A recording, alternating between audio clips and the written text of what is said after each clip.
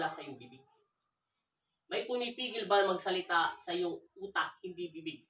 Kasi siya magkukontrol sa utak mo. May pumipigil ba sa iyo na huwag banggitin si Yesu Cristo? Ngayon, banggitin mo si Yesu Cristo. Jesus. Amen. Ngayon, nababagkis mo, ay nababanggit mo. Yun lang ibig ko sabihin. Ulitin ko. Kung sa ibang manggagamot, sasabihin na naman yan ay kinukulam ka. Hindi ka kinukulam. Alam mo bakit? Sabi naman nila may meron nagdarasal o meron nangungulam sa'yo. Yun ay isang masamang espiritu. Hindi tayo siya magsasalita. Saan kanya dinala? Sa pinakamadilim. Hindi mo pa napuntaan yun. Yun lang ibig ko sabihin. Alam mo kailangan mo? Natatakot si Satanas o ang isang masamang espiritu pag ikaw ay nananalangin. Kailangan mo manalangin, magdasal at magbalik loob. At alam ng Panginoon Kristo, pag tinawag mo siya, ay ikaw ay pagagalingin niya. Maraming salamat. Amen. Ha? Okay, God bless. Kalasin mo, ha? Huwag ka nang papasok sa loob ng katawan nito.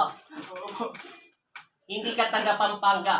Hindi ko masagot ang kapangyarihan na dumadaloy sa loob ng katawan nito. Ibig sabihin, hindi kita masagap dito. Ibig sabihin, napakalayo mo sa akin. Pero may nagbigay ng Panginoon sa akin kung sino ka. Sige. Sabi ng Panginoon sa akin, malinaw na ito talagang sinabi niya kanina pa ito sa akin. Hindi ko pa ginagamot ng taong nito. At napakahaba talaga ng daliri nito. Isa ka daw bungo. Talagang wala kayong alaala dahil kayo ay mga masasamang espiritu. Nilalang kayo ng dyablo. Linisin mo ang loob ng katawan niya. Huwag mo siyang tanggalan ng pananampalataya sa aking ama. Bagkus ang aking ama may karapatan dito. Ikaw masamang espiritu. Papasok ka pa, hindi na. Hindi mo alam kung anong kasarian mo. Kung babae, lalaki ka. Lapang ko. Lapit ka. Ta? Yan. Tas mo. Yan. Mamalino. Kita yung mga. Tanggalin mo. Huwag mo siyang turuan maging masama. Kalas. Tingnan mo. Pag nalinis siya, mawawala yun. Maid pa lang ang ginagamit ko sa kanya. Oh.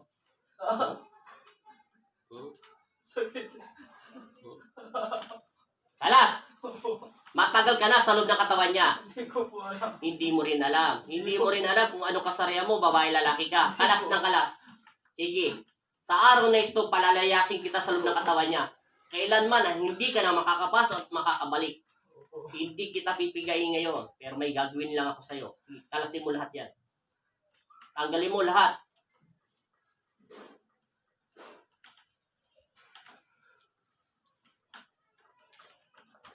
Ikaw, masamang espiritu. Nararamdaman kita. Nakita kita kanina. Hindi ka makatingin ng diretso sa akin. Pero okay lang yan. Alam mo na kung bakit hindi ka makatingin. Ubusin mo. Lahat. Wala kang ititira. Sa pangalan ni Yesu Kristo. Sa pangalan ni Jesus. Kalas.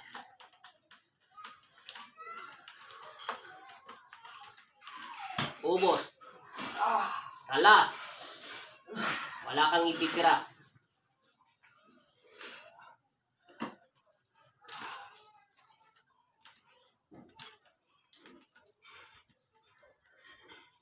Ubos.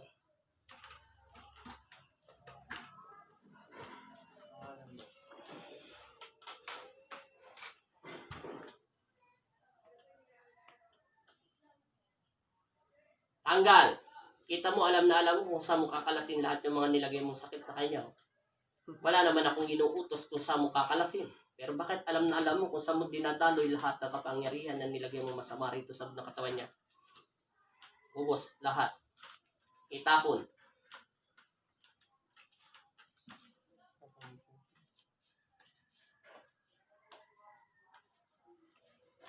Hindi ako pwede magkamali.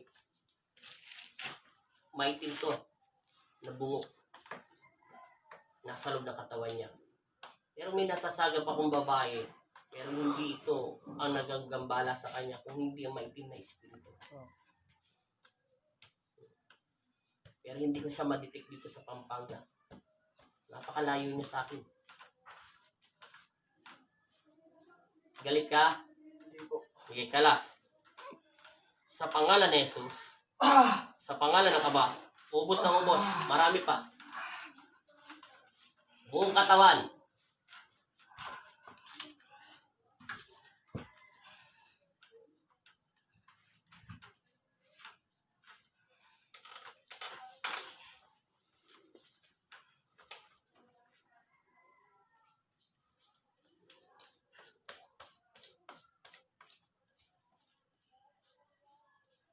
Ubos.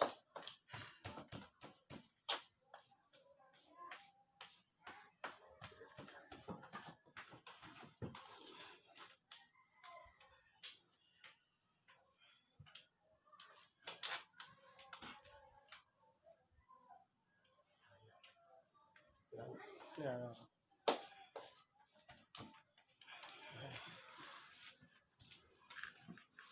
Isandal mo yung katawan niya. Hinto mo yung kamay niya.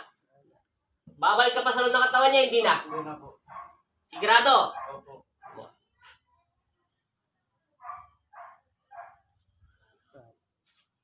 Huwag ka na papasok na sa mga espiritu sa loob ng katawan niya. Naintindihan mo? Opo. Ibabalik kita sa impyerno. Naintindihan mo? Opo. Opo. Doon ka na lang. Huwag ka nang sasalib dito. Salamat. Humingi ka ng kapatawaran sa aking Ama. Hindi mo mabigkas ang Panginoon Kristo.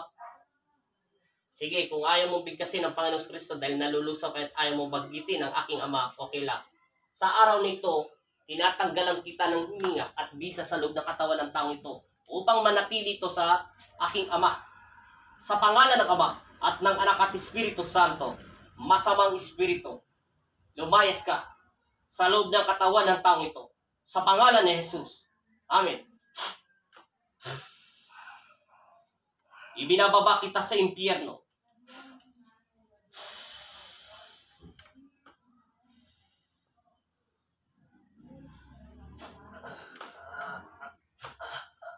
Sinusubitan kita ng sibat ni Rafael. At tinatanggalan kita ng kapangyarihan. At binabalik kita kung saan ka man nagmula sa pangalan ni Jesus. Amen.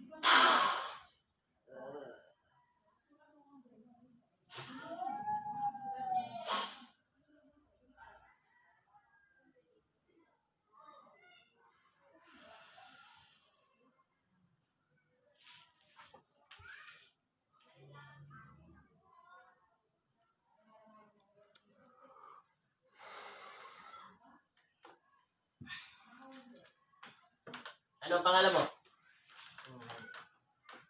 Babae ka, lalaki? Siguradong lalaki ka. Hindi ka babae. Hindi ka babae. Nasaan ang diwat espiritu mo? May nakita ka ba liwanag? Madilim? Saan yung madilim? Patay yung ilaw? Buhat. Natural, nakapikit ka. At kahit nakapikit ka, maliwanag pa rin. Ano? Sobrang dilim. Saan yung dilim? Nasa Puweba ka ba? Nasa ibang lugar ka? Hindi mo pa napupuntahan. Naririnig mo yung sinasabi ko? Bakit hindi mo mabigkas kung babae lalaki ka? Hindi mo alam. Hindi mabuka ng bibig mo. Meron bang kumukontrol sa utak mo? Meron. Anong sabi ng demonyo sa tenga mo?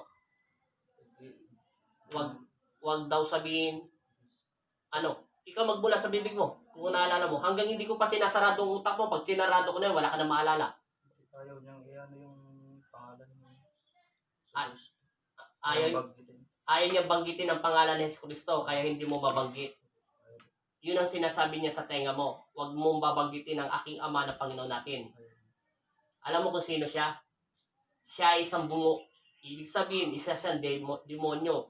Hindi ko alam kung sa kanya dinala sa kadiliman. Alam ko wala kang alaala.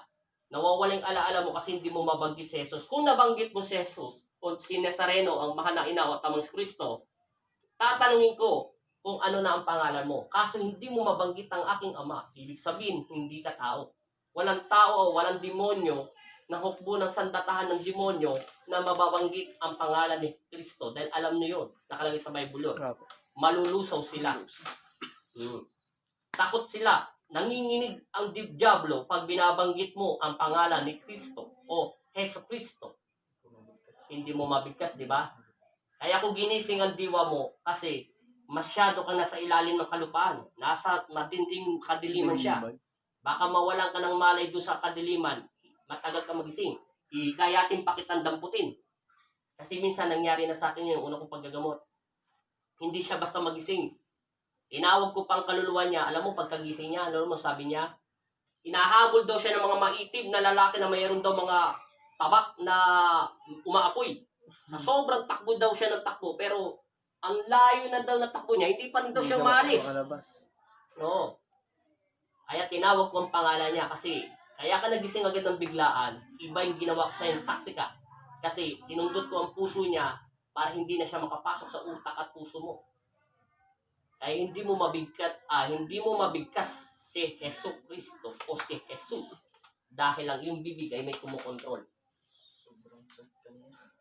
Ulitin ko ha, sobrang sakit yan. Ilang minutes na yan? 9 po, 9:51. 9 pa lang? 51. Magte-10. Magte-10 na po. Magte-10 pa lang ha. Hindi, baba mo muna yung kamay mo. Pantay na yan, di ba? Wala na, labis pa lang kulang. Ilapag mo ulit yung paa mo. Sige, huwag ka matakot. Straight mo. Dadasa lang ulit to, pero hindi mo na kita papipikitin. Sa pangalan ni Jesus, sa pangalan ng Ama, ng Anak at Espiritu Santo, amen.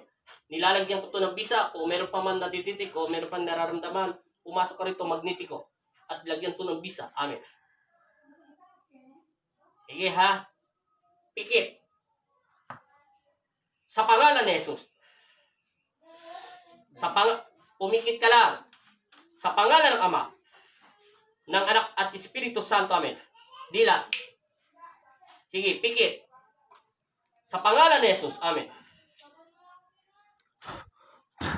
Anong pangalan mo? Pangalan mo? Babae ka lalaki? Kilala mo si Kristo? Anong pangalan ni Jesus? Anong pangalan ni Jesus? Di ba Jesus? O, banggitin mo Kristo. O, bakit nabanggit mo si Jesus Kristo? No, dumilat ka. O, masakit. Pumikit ka ulit. Masakit. O, di ba nawala? O, pag binanggit mo ang aking Ama, mawawala ng bisa yan. Ibig sabihin, nalusaw niya na at wala nang nakasanib sa buong katawan mo. Hanggang hindi mo mababanggit ang aking Ama, hindi to mawawala ang sakit at init. Kasi kailangan mo mabanggit si Jesus Kristo. Sino ba nagpapalaya sa mga diablo o masasamang espiritu? Di ba ang Panginoong Kristo lamang?